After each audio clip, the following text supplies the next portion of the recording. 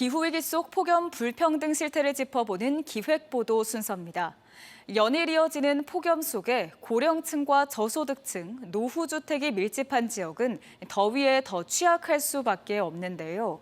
하지만 이런 마을일수록 무더위 쉼터나 폭염 저감시설 등 대책에서 후순위로 밀려나는 경우가 적지 않습니다. 윤소영 기자가 취재했습니다. 65살 이상 고령층 7,000명, 30년 이상 된 노후주택 4,200채, 기초생활수급자 2,200명. 대전에서 가장 더운 동네로 분석된 중구 산성동의 통계 수치입니다. 대부분 주택이 태양열을 그대로 흡수하는 양철 지붕 구조인데 주민 10명 중 3명꼴로 한낮에도 이동이 어려운 고령층입니다. 밤에는 잠을 못 자요. 나가서 있는 게 차라리 시원하죠. 이처럼 폭염에 취약한 주민이 많은 동네일수록 오히려 폭염 대책에 사각지대가 많습니다. 대전 동구 16개 행정동 가운데 고령층이 두 번째로 많고 기초생활수급자 수도 대전에서 상위 30% 안에 드는 효동. 무더위 쉼터가 20곳 지정돼 있지만 5곳을 제외한 쉼터 대부분은 특정 주민만 이용 가능한 아파트, 경로당 등입니다. 이 아파트 주민은 안 오죠. 이거 올라오겠어요. 해외 내내산으로 와요. 외부인 이용이 쉽지 않은 건 물론 주말이나 공휴일에는 아예 문을 닫기도 합니다. 나머지 쉼터들도 확인해보니 잠시 떼약볕만 피할 수 있는 야외 정자나 공원 등에 불과해 실질적인 더위 피난처로 보긴 어려웠습니다.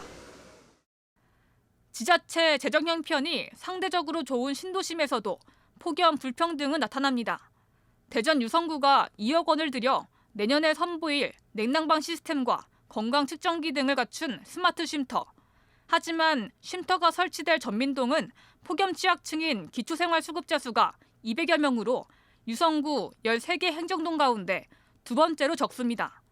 30년 넘은 노후주택도 폭염 고위험 지역인 인근 온천 이동에 고작 3% 수준에 그칩니다.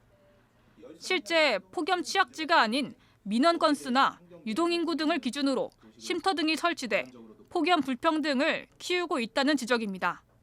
아파트 같은 경우에는 이제 신식으로 건축이 되고 하다 보면은 조경 녹지 같은 것도 막 40%까지도 올리면서 그게 또 하나의 브랜드화를 시키기도 합니다. 도시 차원에서나 이제 국가 차원에서 이런 불평등, 사회적 불평등 입장으로 접근을 해야 되는. 폭염 대책이 무더위 쉼터나 그늘막 등 미온적인 수준에 머물러 있다는 비판도 나옵니다. 주거 환경과 소득 수준, 연령대 분포 등을 종합적으로 고려한 대책이 필요하다는 겁니다. 어디가 온도가 더 높게 올라가는지, 그리고 거동이 불편한 어르신들은 어디에 있는지, 이러한 부분들을 데이터를 만들고 그 취약계층 지도를 만드는 게 필요해요. 체계적인 데이터 없이 제각각 기준에 좌우되는 폭염 대책. 해마다 뜨거워지는 여름 앞에서 폭염 취약계층의 현실을 비켜가고 있습니다. MBC 뉴스 윤소영입니다.